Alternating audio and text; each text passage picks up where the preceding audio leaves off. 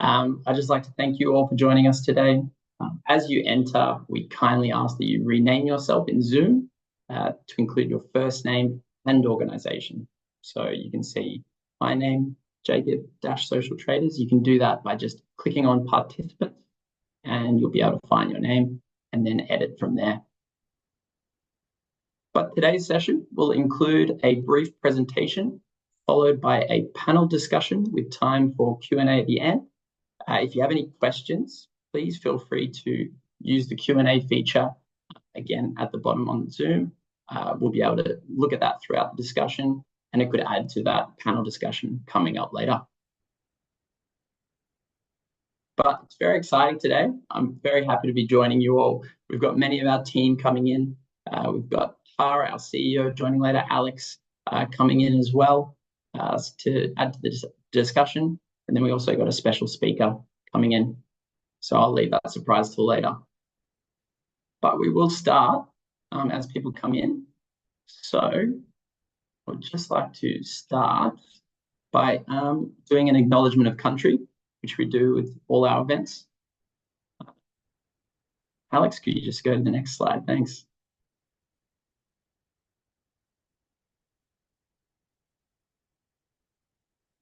Thanks, Alex. And I will just note that we are recording today's session to be able to share with the wider audience and sector later today, as this is a big announcement and we want to get it to everyone's ears and eyes. So we acknowledge the traditional custodians of the country throughout Australia and their connections to land, sea, and community.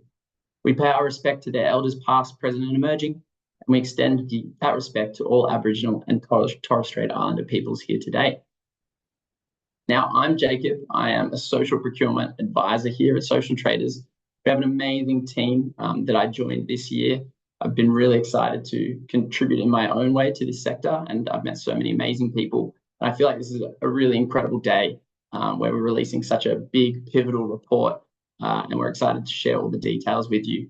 But that is enough from me. I am going to pass it over to Alex, who will be able to take you from here. He's our Executive Director and of Advocacy and Engagement here at Social Traders, and he will take it away. Thanks, Alex.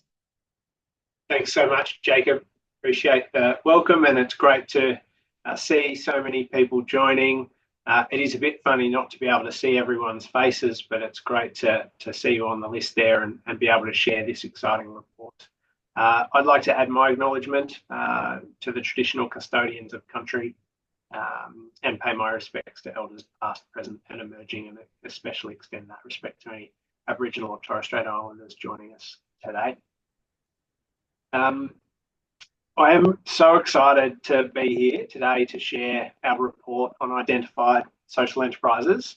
And at the very outset, like Jacob, would like to acknowledge the team at Social Traders, those behind the scenes, helping with the tech and the chat today, and importantly, the hugely dedicated staff working tirelessly to support the thriving social enterprise sector each and every day. The reason we all come to work is to elevate the social enterprise sector, and this report does exactly that.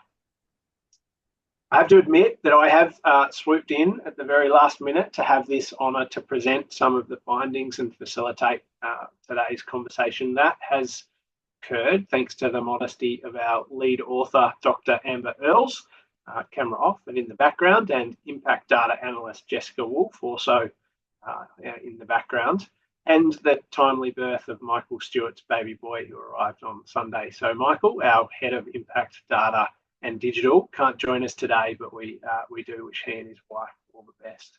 I am really proud of the work of the team and their commitment to quality, transparency, and accuracy from those three in particular. So I do hope I can do them proud today. And most of you here will know Social Traders, but for those that don't, and as a reminder, worth setting the scene of why we are here today. So I mentioned before that everyone that comes to work at Social Traders has one thing in mind. We come from varied backgrounds, but we coalesce around a vision for a thriving social enterprise sector. And everything we do is to facilitate the development of a sustainable social enterprise sector that delivers social and economic inclusion. we do believe that social enterprise, we believe in the model, and we're working hard to build the evidence and momentum needed for broad economic and systems change. A key part of that work in advocacy and awareness raising for the sector is using compelling and accurate data to complement the individual stories of social enterprises and their people. So that's why we're here, to better understand the makeup of the social enterprise sector, learn from the data, and continue to improve and celebrate the significant contribution of this mighty sector. So the work we're talking about today builds on previous efforts by social traders and others to better define, connect, and evaluate, elevate the contribution of the sector. So social traders has played an integral role in this, in mapping and understanding the social enterprise sector in Australia for over 15 years. For example, social traders commissioned the Finding Australia's Social Enterprise Sector research done in 2010 and again in 2016. Social traders were data partners, promotion partners, and members of the industry reference group on the Map for Impact project that was funded through the Victorian Government Social Enterprise Strategy in 2017. And we proudly promoted the Business for Good report that was commissioned by Social Enterprise Australia in 2022, and including a co-hosted event at Parliament House in early 2023 to shine a light on that important piece of work. This report uses the definitions from that early research and the estimation of 12,000, as well as the exclusions from the methodology from that latest Business for Good report as a basis for our analysis, so that we maintain consistency and we build on the great work that's already occurred. And speaking of building on, it also builds on the social traders' recent data transparency efforts. By 2022, it was becoming pretty clear that social traders had a growing data set that could be of benefit to the wider sector. And collaborations and conversations with sector partners often featured a bit of surprise at the depth and quality of the data that social traders was collecting. And minds quickly turned to how do we better leverage this for broader and bigger sector impact. So publishing it for broad consumption was the first step. PACE 2022 was published and gave us a real understanding of the profile of certified social enterprises and showed us there was a real interest and appetite for good data. Personally, my role in advocacy has been really most helped by the data that we can point to in PACE, Business for Good, and in our ability to translate dollars spent through social procurement into tangible and direct impacts, especially in aggregate. The data, coupled with the amazing individual stories of social enterprises and those working within them, starts to cut through and influence those that need to be influenced. And we as a sector have had some advocacy wins of late, and the combination of story with data, I think, has been a really significant contributor. So for 2 years, we delivered the data with some minor commentary, and we had aspirations to turn the lights on the broader sector as well as showcase the data of the certified social enterprises. We want to know what the rest of the enterprises look like in Australia, and we want to dive deeper into the characteristics of the successful and impactful, as well as better understand the barriers. So that takes us to RISE. We've gone bigger. We've combined trusted data sets to be able to identify, name, and analyse almost 6,000 social enterprises. This includes economic and impact data, and was delivered by the internal data and insights team I mentioned earlier at Social Traders. This is industry-led, and while it opens opportunities for further academic research, this is very much focused on being a useful identifier and applicable right now to government and philanthropy and other influencers to support the growth of the social enterprise sector. This is to elevate what we already know and look for partners to help fill the gaps as new data becomes available. It's been a fantastic collaborative effort. We've had great support across 4 different countries, and including philanthropy, academia, practitioners, and intermediaries. So we've we would just like to thank all of our collaborators and those that have spent time reviewing and re-reviewing a whole range of drafts as we develop this. And to have Ben here on the panel today, Ben Gales, and Ben and Josie, the authors of the 2022 Business for Good report, as part of that collaboration to ensure we were building from and not unnecessarily contradicting or questioning anything that had gone before. That was invaluable. And so you'll hear more from Ben in just a minute, but I did just want to make sure that we highlighted and thanked the amazing contribution of our critical reviewers. So what's in there? Well, of the estimated 12,000 social enterprises in Australia, we've identified nearly half. We've combined 3 trusted data sets as a starting point and hope to add others in the near future too. We combined social traders certification data with Victorian government map for impact data, which needed to be refreshed, and the Australian Charities Not-for-Profit Commission, ACNC data as well. There was some crossover between the data sets, interestingly only 95 in all 3. And to further understand the sector and influence government and others, we're interested in finding the other 6,000 too. So if we're not already talking to you about that and you have ideas or would like to combine data sets, then we'd love to talk to you.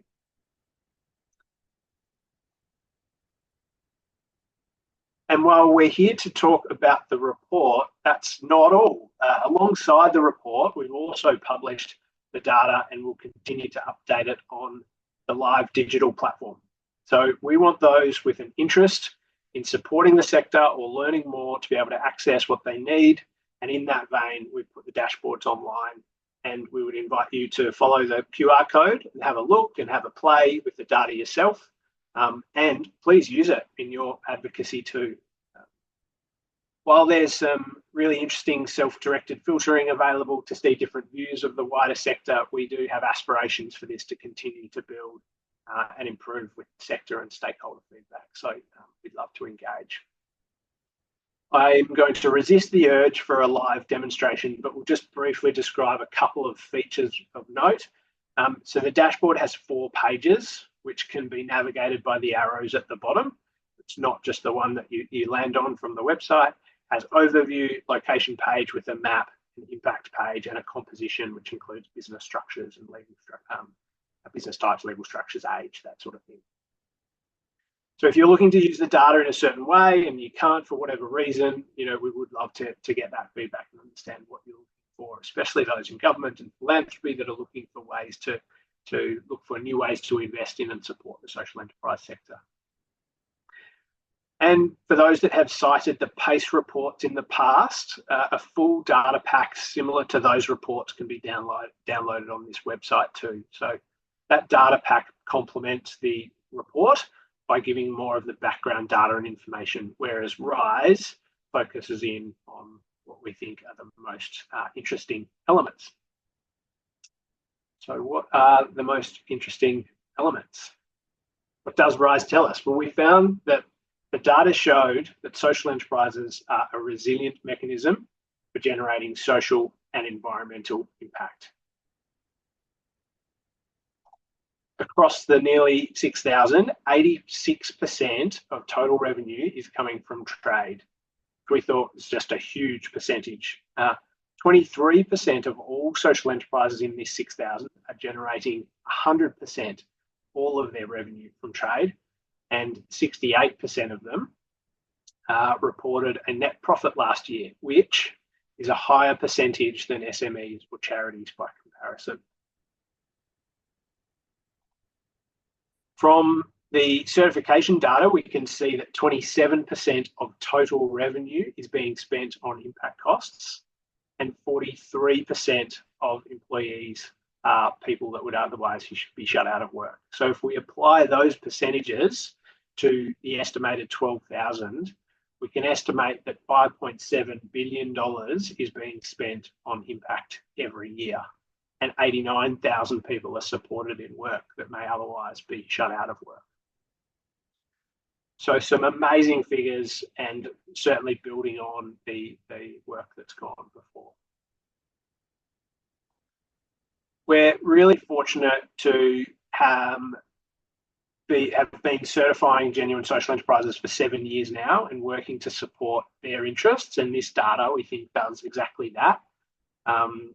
Thank you to the community of 660 certified social enterprises for the impact you're each creating and your commitment to a fairer, more equitable and sustainable society. Coming together in aggregate, I think, is a hugely powerful movement. So if you don't see yourself fully or your organisation fully represented in these numbers, then we'd love to hear from you. If you're not yet certified, please come and talk to us. It's free, and we think our voice is stronger together. We hope to build on this. And so what, I suppose, from all those amazing statistics, what does that really mean? Well, the report highlights that social enterprise is a resilient mechanism to deliver impact. As I mentioned before, it makes a really strong case for support from government, and this is a sector worth investing in and supporting. So the report also does have limitations, and it highlights areas for further research and analysis and understanding. And as I said, we want to continue to build on it. But it importantly complements the other evidence in the sector right now about the effectiveness of this model for delivering impact. The report makes the case for a federal government-backed social enterprise strategy that would grow the number and impact of social enterprises across the country. And my personal favourite, I can't help but pop in here, favourite statistic was that in Scotland, a 16% increase in the sector was measured after the introduction of their national strategy. So if a 16% growth was seen in the Australian sector based on this data, we would see an additional $900 million a year be directly invested into community impact each year by social enterprises. So a nearly $1 billion benefit in government taking a considered and supportive approach to sector growth. And with such large proportions of income coming from trade, these enterprises will be best supported through access to markets and all governments, especially the Commonwealth, prioritising social enterprises in their buying decisions. That will supercharge the impact of the social enterprise sector. So I did have the brief to be brief. And so running through a few of the highlights, I do want to thank you all for joining us today, for your interest in the social enterprise sector. And joining me now to discuss the report's findings and recommendations are two incredible sector leaders, Tara Anderson, our CEO, and Ben Gales, our Chief Impact Officer at Paul Ramsay Foundation, and as I said before, co-author of the Business for Good report in 2022. As they're making their way to the stage, I imagine the link to download the report is in the chat, but there's also a QR code there. We will have time for questions from the audience, so please feel free. If anything I've said has sparked a question, pop it in the Q&A function, and we will monitor that. The team will help monitor that, and we'll get to as many as we can. But we do have some questions of Tara and Ben. So as I see them pop up on my screen, that is good news. And I stop sharing slideshow. We can hopefully see everyone. Thank you for joining us, Tara and Ben. So I might throw to you first, Ben, if I can. You authored the Business for Good report in 2022. How does RISE complement and build upon that, in your opinion? Thanks, Alex, and hey everyone, and I'm joining from sunny Gadigal country here in Sydney. So fantastic presentation, and congrats to you and the team, and at PRF we're very proud partners of yourselves.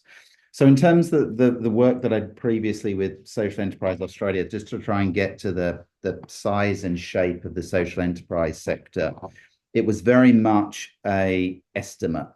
And it did build from the kind of map for impact work, and you rightly acknowledged some of the earlier work that was done by Phases, Joe Barraket and others. So we're all building on other people's estimates and work, and it is important to acknowledge that. What we did, though, was we tried to extrapolate some of the richness of the data from the map for impact into what would that mean across the whole of Australia, but it was an estimate. And in a nutshell, I think what you've done in terms of, really transforming our understanding of the sector is actually identifying and putting a name to those social enterprises. So our 12,000 was an estimate. What you've been able to do is identify that kind of 6,000 social enterprises and say who they are. And furthermore, unlock some of the richness underneath that data. And I think that is incredibly powerful. So it's a combo of, being much more precise, which is what you've done, but also unlocking some of the richness that that data can draw out in terms of us understanding the sector. Absolutely. And it was great to have you involved in the process and as I said before, build on what had been done before. Was there a particular insight from the report that stood out to you as most interesting? So a couple, and I think you used the phrase, resilient for delivering impact. I'd say incredibly effective for delivering impact. So I was very struck by two things. And they're linked. So one was the comment around 86% of revenue came from trading revenue across those 6,000. Now, I'm sure there's a little bit of selection bias in here. So I work at Paul Ramsay Foundation, and we do a combination of grants and impact investing. And I think we've invested over, 100 million in social enterprises, but almost definitionally come to us because they do need that grant funding. So they're perhaps not as self-sufficient in terms of trading revenue. But that 80% was higher than I expected, and it is really impressive. The other one linked to that, which you also cited, was actually 23%, are 100% sustained by trading revenue. And I think I'm not alone from several of us from across the sector, and maybe because, again, of where we've coming from and several in the philanthropic domain, found that number surprisingly high. But can I just add to that, incredibly encouraging. And again, in terms of that richness of insight that you're drawing, that is very, very powerful. So, yeah. Fantastic. Thank you. And it is interesting to look at the averages and the large scale, but think about that diversity of social enterprises that make up that data set.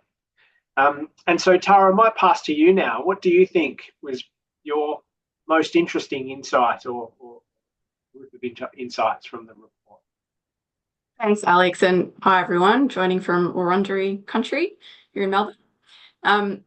Ben's just picked out two of the coolest parts of the report, but to add to that, that's talking, you went first, so you had that right, I guess. To add to that, that was looking at the business side of the social enterprise model, but of course the other half of that is the impact that's generated by social enterprises. They're these two-sided models. And to dive into the impact of social enterprises for this report, we explored the 636 certified social enterprises, because it's through that certification data that we have the 6 years of standardized and validated impact points on social enterprise. And that data showed us, as Alex mentioned, that 27% of the total revenue of certified social enterprises is spent on impact costs. And these impact costs are the expenses that social enterprises incur that traditional businesses don't. So this data gives us the ability to talk about what it means to be a social enterprise, the kind of support they need, and how they use business as a structure to create impact at the same time. So some of these impact costs include things like the wraparound supports that employment generating social enterprises offer, things like wages of staff that provide support or expenses associated with training or accessibility. It also includes things like transport costs for people that don't have access to their own, or things like the cost of delivering subsidised services, making them more affordable or making them more accessible. And as Alex said, when we apply that 27% figure to the estimated 12,000 social enterprises in Australia, That suggests there's up to 5.7 billion being created in public value every single year from the social enterprise sector. And that is absolutely enormous. This is a sector that uses business as a model to drive public outcomes. And in the same vein, that 43% number that Alex mentioned, 43% of the people employed by certified social enterprises are the people furthest from the labour market. And again, if we apply that to the 12,000, that's 89,000 jobs every single year for people that would otherwise be shut out of work, people that are hardest to place into jobs, people that are unlikely to have jobs if it wasn't for the social enterprises doing the work they do. So those two things are so interesting and crucial and exciting for me. This is why I'm passionate about the social enterprise model, because look what they do. $5.7 billion of impact every year and 89,000 people employed. It's just incredible. So the ability to be able to talk about that is huge. And there's a range of other insights in the report as well, which I just encourage everyone to dive in and have a look and have a play with the Social Enterprise Identifier platform too. But it tells us things like impact model 1, which is the employment generating social enterprises, are the most common. So about half of certified create jobs. That's the reason, their purpose. It also shows that people with disabilities are the largest cohort that are employed. It's an interesting point too. And that every year those employment generating social enterprises spend 190 million on wraparound supports and 181 million on wages for beneficiaries. So again, that ability to quantify that impact and then talk about it and talk about why social enterprises need to be supported and invested in is really crucial. There's other interesting things in there, like that the community need model, this is impact model 2, they have the biggest variety of legal structures. So it talks to us about what kind of models are being used and how are they being used and which ones are being effective in delivering impact. And also showing things like the total annual impact of all certified social enterprises across standardized measures that are validated by the team, things like that they deliver 15 million hours of paid employment to people otherwise shut out of work every year. So that's just a few things. There's a huge amount in there, so dive in and have a look. We're really interested also in what sparks people's minds as you're reading it.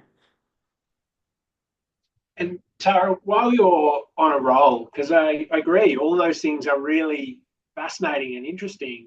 And I touched on some of the recommendations that came out of the report. But so what? What should government do? And why were those 2 recommendations called out? What next? I mean, social enterprise, it's the business model of the future, right? That's what the data tells us. We need to keep investing in it and supporting it and enabling it to grow. And that's why we have landed on those 2 key recommendations, is the first one being that we join and support the sector's call for a national social enterprise strategy that's backed by the federal government. And within that, the report goes into a little bit of detail around some of the research that we did on international social enterprise strategies to draw out what themes should be considered. And there were 4 that popped up. They were capability, capital, customers, and connections. Capability, talking about tools and resources specific to the social enterprise challenge of being commercial and being impactful. Capital being about funding instruments that are aligned with social enterprise needs. It could be outcome payments, grants, investment, the different types. Customers being about social procurement in public and business markets, but also visibility in consumer markets and consumer customers. And connections being the wider awareness of the social enterprise model and connections between social enterprises and networks and intermediaries. So that we think would be a real game changer. And the sector's been collectively calling for that for a while now. And then the second thing that we recommend was Commonwealth social procurement policy that explicitly supports social enterprise. And that's because, as we've said, 86% of revenue of social enterprises comes from trade, according to the data that we can see. So that means that public and private sector purchasing is crucial for the success of social enterprises. It can't be underestimated as a lever that we've got available to grow the sector. And we're calling on the federal government to implement that policy. And part of why we're doing that is because we know what's possible when it happens. Victoria's given us the example to draw from. They've been the leader in this space. They introduced their social procurement framework back in 2018. And because of that, 54% of all social enterprise procurement activity across Australia is happening in Victoria. And since 2018, 433 million has been spent with certified social enterprises in Victoria, and 25% of all social enterprise startups have been in Victoria, and that's up from the 10-year average of 20%. So it shows us that not only does policy direct sustainable trade revenue into the sector, it helps the sector grow as well. So those two things in particular would make a real impact on the sector's ability to grow and deliver the impact that it does. Yeah, absolutely. I might ask you the same question, Ben. There were quite a few recommendations in the report targeting government and philanthropy around research, these key ones Tara's talked about. What role do you see these two players, government and philanthropy, playing in strengthening the growth of the social enterprise sector in Australia? Well, firstly, I would echo everything Tara just said, but let me just add to that. And it's one of those points, and Tara referenced it, around the outcomes funding. And I think it's a really, really interesting challenge, and this richer data set, I think, will help us enormously here. There's two reasons why government and philanthropy, but I'm going to emphasize government, just the sheer scale and the lack of resources across philanthropy. So two reasons to, do a kind of outcomes funding and support social enterprise. One is to get them to scale. So those early days for the kind of startup phase. So almost necessarily organizations need that capital at the beginning of their journey. But then even at scale, there will be business models that can't fully support those impact costs that Tara talked about. And I don't think as a society, we should expect there to be free lunches. So there will be a cohort of social enterprises that is generating an incredible amount of that public value. The wise examples of getting those furthest from the labour market into employment, the spillover benefits for those individuals, their families, their communities. So covering those impact costs, there is a role for government and, as I say, to a lesser degree, philanthropy to do that. And you can see this, what is the role of social enterprises in employment services?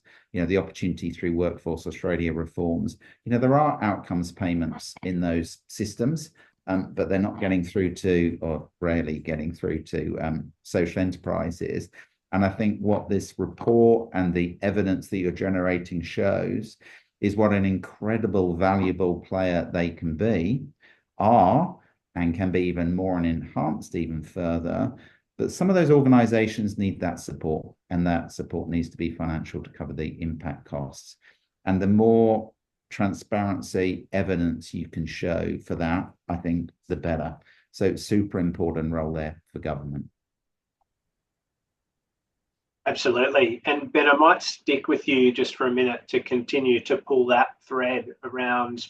PRF have been particularly interested in the data that social traders collect on certified social enterprises, and had a role in developing other evidence that's out in the sector. What do you see as the core role of this data playing in driving sector insights and the growth?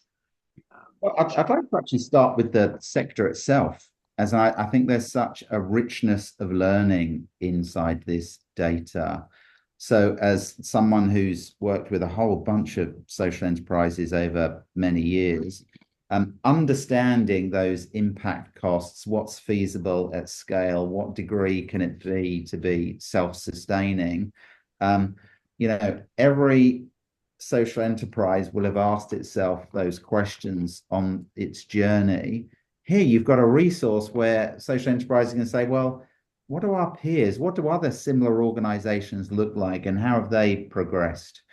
And that is incredibly valuable. So firstly, I would see this as a resource for the sector. And I think that's incredibly valuable.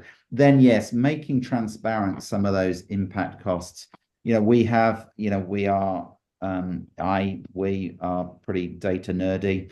We are super, and one of our board members endlessly says, how do we uncover the true costs of supporting people with complex needs and issues? How do we enable them, give them agency, ownership to actually draw their own path, determine their own destiny. And social enterprise is one element in there. But what are those support costs that are needed? And we've spent a lot of time with many of our partners trying to unearth those insights. Now, again, you've got those in space. So, you talk about the 27% of impact costs, and it's the averages, but you can start looking across those different business models, different cohorts, different people that are being worked alongside, and you can shine a much, much stronger light on actually what those impact costs are.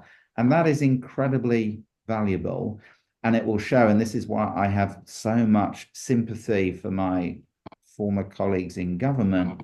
When you're trying to create systems to support people in complex issues and complex environments, how do you structure those systems given that diversity of needs? Well, one of the important things is, well, let's shine a light on what that diversity of needs and costs might be. And this is such a good way of starting to answer some of those questions. Absolutely. And we'd talked about at a similar timing to we're seeing some evidence come out of the white box, the payment by outcomes trials and the effectiveness of social enterprises at employment support. It does feel like a really critical moment in time for us to put this evidence together and make that case. Absolutely right. And so, Tara, what might that mean? Tell us what you see as possible if social enterprise played a bigger part in the economy. I mean, that's why we're here at Social Traders. Like, we always talk about social enterprise being business as usual. We want a future where there's no such thing as social enterprise, because it's just business. It's just how business gets done. So it's data like this and the data of others, as you mentioned, Alex, that allows us to better tell the story of what social enterprise is and how it works and what's possible. I mean, you mentioned some of those figures just before, that when we look at what's happening in other countries, it gives us an indication of what we could do here. So Social Enterprise Scotland, which was one of our partners on this report, and I believe the CEO is joining us today from Scotland at midnight. So hats off to you, Chris, for being the most dedicated participant on this call. But what we have talked to Chris about is what happened in Scotland when they introduced the National Social Enterprise Strategy back in 2016. And they saw a 16% increase in the number of social enterprises since that time. And if that happened in Australia, that's another 1,900 social enterprises. And if they invest the 27% of their revenue in impact, that's nearly $1 billion worth of additional social and environmental impact being created every single year. And that's just the start. So this report, it's about continuing to turn the lights on the social enterprise sector and get under the hood a little bit more of what it means, because we've seen great progress. The conversations are starting to change that we're having across all sorts of different partners, from what is a social enterprise to how do we grow social enterprise. So that traction is fantastic and that trajectory is fantastic. And we now need to go deeper and understand more. So that's what this report is about, so that social enterprise can become business as usual. So in the future, we're looking back and going, remember that time when there wasn't such a thing as social enterprise and businesses just made profit for shareholders? Weird. Absolutely. Great way to round out the panel discussion. And I'm looking at the Q&A section. So everyone feel free to put your questions in there. But you gave Chris a shout out, and there's a couple of questions from him. So I feel like that's a perfect segue into questions from Chris from Social Enterprise Scotland. Great to see the launch today from an international perspective. And his two questions are both around comparability. One is, how consistent is the report's definition to those used in other countries like Scotland, Canada, Taiwan? And could this affect international comparability? And his other question was, have you planned how this report tracks the sector's growth and evolution over time? Could a biennial census approach as used in Scotland be adopted? I'll start with you, Tara. Yeah. Sure. So on the first question around the definition, we've been really conscious to make sure that aligns as broadly as possible with what's used around the world. what we tend to see is that there are often different words used to describe social enterprise. However, the fundamental intention and the components of the definition are ultimately the same. So we've done a lot of work to make sure that the definition we're using not only works for the social enterprise sector in Australia based on the 2,500 certifications that we've run, which we learn from all the time, but also checking in with what exists elsewhere and mapping and matching to make sure that to the greatest extent possible, there is international comparability. Not a perfect science, but that's why we've got international partners in many countries that we've worked with for a long time, and that's one of the things that we continue to talk about. And the second question was tracking over time. How could we use this to monitor the sector's growth over time? It's exactly what we would like to do and are doing. So the great thing about the certification data is that it's using a process that the sector is doing anyway in order to get certified. When we collect that data, we then have longitudinal insights. So we already have 6 years worth of data from that process. The number of certified social enterprises is growing all the time. The growth rate's actually ticking up. And so what that gives us is a data set where we can now start to look back and say what's changed, but also what are the success factors that drive social enterprise growth. So where there have been certain models that, for example, have ticked up to another level of another band of trade revenue or a greater degree of impact, we can look back and say what was driving that, what trends are we seeing, what does that look like. So it gives us that data over a longer amount of time. It makes it easy for social enterprises to submit it without having to go through a separate process because they're doing it for certification anyway. And it's data that gets checked by the social enterprise social traders team. So it's actually validated to make sure that, sometimes there's errors or inconsistencies in what social enterprises submit, but we work with them to check it and then make sure that it's accurate when it comes through. So for sure, that would be that's absolutely what we would want to see. Yeah, fantastic. And I've heard both you and Ben mention this, and Ben Croft in the Q&A has asked, is there a way to understand which social enterprises are the highest performing and achieving? And can case studies be created for those for insight that can be extrapolated and shared for the benefit of others? So I might pass that to you, Ben. How do you see that happening, and what do you see the importance of that? It's a great question. Can I just rephrase the question though? Because, I'm a big believer in collective learning. So rather than it being the best performing, which gives it a certain kind of competitive nature term, that question about how do we learn across what's going well. So, we would love to drill into some of those. So when there's some consistency of business model, some of the ones that are at that, 90, 100% self-sustaining trading revenue, understanding how they've got there. And you can get some of that through the quant data that you have here.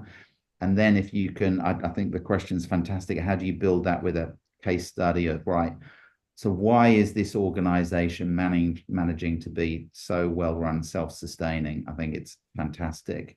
And I think by having that more collective learning approach rather than focusing on competition all the time, I think there's some phrases like collaborative competition, but even there, Competition. Sorry. Yeah, I just want the collective learning, because Agree. the sector, we need to be supporting each other. But that richness that we can draw from the data, and richness we can then start asking each other better questions, which I think is fantastic. And the reason why I love this question so much is because I think that's exactly the way this database should be used. How do we harness this to improve the performance of the sector, advocate for why the sector needs the support, and it's support that lots of other sectors get, which I won't go into now, but let's just get a level playing field for a start. But how do we justify that support and demonstrate the value that is being provided? And that, I think, is where the absolute gold is. Absolutely. Tara, you're welcome to add to that last question as well. There's another one that you might be able to answer from Angela. Can you explain the 86% trade data? What are some typical trade categories? Gosh, many. I think that might be in the data pack, but the types of trade revenue, if that's the question, that social enterprises generate are hugely diverse. That's a lot of what we look at in the social procurement space. Just many, many different business models and legal structures. So trade revenue is when a social enterprise is running its own business activities, which I'm hesitating to answer because it's literally anything. Like social enterprises run all sorts of products and services across every part of the economy. So that trade revenue it could be anything from, it could be landscaping, it could be media services, it could be consulting services, it could be cafes, it could be uniforms and clothing. They can be commercial, they can be, consumer facing, B2B, be working with government. There's just such a diversity across the sector. We can dive into some of the categories maybe in some of the follow-up comms because we've got all of that data that splits out. It's one of the things we collect in certification of the different categories that social enterprises supply into. Yeah, absolutely, and continues to evolve as the commissioning of social services evolve and outcome payments become a thing, and different markets become more competitively won type revenue streams for social enterprises. So a really interesting evolution of the market that the certification team really is at the forefront of understanding and unpacking how that kind of the differentiation is needed to happen and evolve. There's one here about from Tim. Thank you, Tara. It is very difficult being treated like a private company that assumes profit orientation, but we also fail to receive support and benefits that our charitable counterparts receive. Do you have any thoughts on that, sitting in the middle between charity and profit motivated companies? Yeah, there's that gap that sits in there, which is exactly why we're doing the work we do and creating this data and putting it out there like we do, because there is that, it's the blend. It's part business and part charity. They deliver the impact of both, but often receive the supports of neither, depending what model and structure they are. So what we want to be doing with this data and through certification is shining a light on social enterprise and the fact that it does both things. That's what this data tells us, to say, yes, they're sustainable businesses, and also they create a huge range of impacts. So that's exactly how we hope this data can be used to tell the story better. So when there are questions raised to say, well, if you're a business, then you're commercial and you're not about impact, you say, no, actually, here's the data that shows that that's not true. And here's the impact that is created by social enterprises, and vice versa, because it happens in reverse too, where there's an emphasis on, well, if it's a charitable model or an impact focused model, is it sustainable? Well, yes, actually, because the data tells us. So taking those two data points, the two that I highlighted earlier, those are the two things that we can use to show that both things are true. And therefore, social enterprises do need special consideration and to be elevated in the economy. Absolutely. Ben, did you want to add to that? No, I thought that was a great answer. I'm hoping you're about to ask the next question on R&D tax incentives. I can. Yes. Great that you can see that. Would you like to answer what's an example of a social enterprise that deserves an R&D tax incentive? So firstly, I'll give an example of where an organization gets an R&D tax credit. So if I'm developing a pokie machine and I want to make it more effective for engaging and leading to addiction to gambling, I will get an R&D tax credit for developing that. Whereas if I'm doing R&D that is helping us work out how do we develop the right mix of wraparound supports to enable, or how do we develop an environment that is conducive for the neurodiverse community?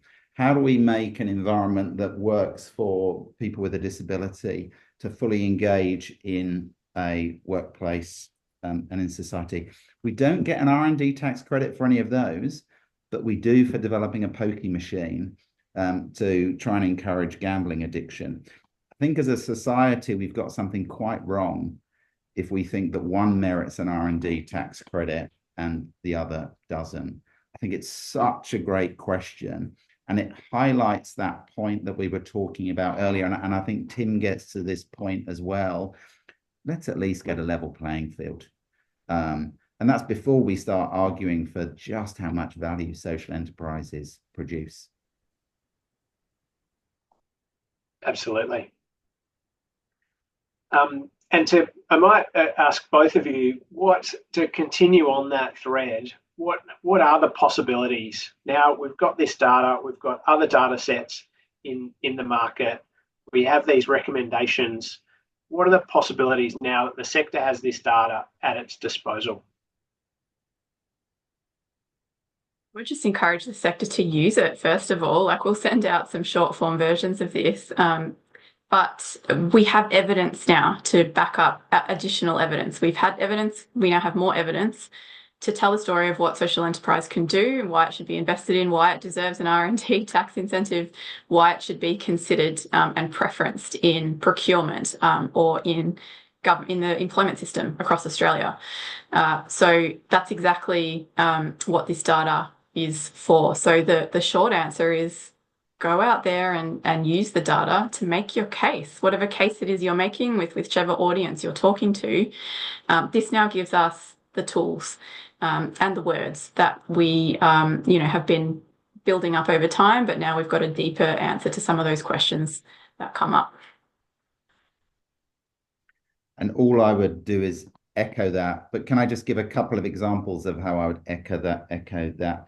So when we did the Business for Good estimate, we talked about some 21 billion of economic contribution. We talked about 200,000, bit over 200,000 jobs. The data that you've got suggests we underestimated that. So in terms of why this is a sector that is already important, and go back to your comment, if we could do what Social Enterprise Scotland did in terms of stimulating it to another 16%, the opportunity here and the opportunity for impact is enormous. So I completely echo. So one, use the data. Second, let's learn from the data, some collective learning, and let's use this to advocate for, yes, this is a sector that deserves huge support. So yeah, no, I think well put. Yeah, absolutely. And Tara, I think you touched on this in your answer. Emma's asked, once we've determined the key messages learned from this data, will there be a tool for organisations to calculate their performance, to build consistency of messaging and build trust? Absolutely, there will be tools to use, how to talk about this data, the common data points that we can share, how it can be used for different impact model types as well. So there's different data points sitting below some of those higher level statistics that we talked about. Building a tool, I didn't quite catch that part of the question, but to calculate impact or how to increase success. To calculate their performance and build consistency of messaging. Yeah, great. I love that question. That's absolutely something we want to look at next. So this is very much, as the report says, we've put out what we know at the moment in headline format with some detail sitting under that, and there are so many more questions that we can explore with this data and so much more to do. So it's just figuring out what we dive into next to help answer. Our focus is on what makes social enterprises successful, and looking at that longitudinal data over time. How do they tick up their trade revenue? How do they increase their impact? What are the factors of the social enterprises that have done that give us some lessons that we can learn from? Yeah, and it's probably worth also mentioning that through certification, we often hear that the ability to really clearly identify and articulate purpose and the investment into those social costs is a really positive additional benefit from going through the certification process, and we're working on different ways of replaying the data that we hold in ways that support social enterprises through no additional effort. So that's something that we're continuing to look for and work on different ways in which we can utilise what's already there and replay it in different ways, whether that's back to enterprises based on what they've submitted for their own purposes, for grant applications or tenders or public communications, whatever that might be, but really trying to look for how do we utilise this to best effect. And that's part of where engaging with the Sector Insights webpage and the dashboard we've set up is really important. Engaging with certification and talking to the social traders team is really important to understand what it is that you're looking for, and we'll continue to evolve that as we go. There is one last question, and I'll call it the last question because we'll run out of time in just a sec. But we were talking about this this morning, Tara, but happy for either of you to answer it. How are we influencing some of the 60,000 charities move towards trade revenue?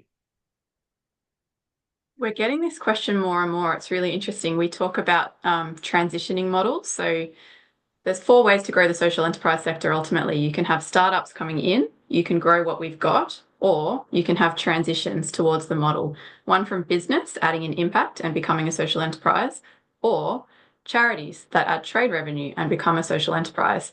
And we're hearing from more and more charities that there's a real need to increase their sustainability and them seeing social enterprise as a model that they can use to do that. So we're exploring that right now. How do we support some of those transitions? How do we help them understand what that looks like?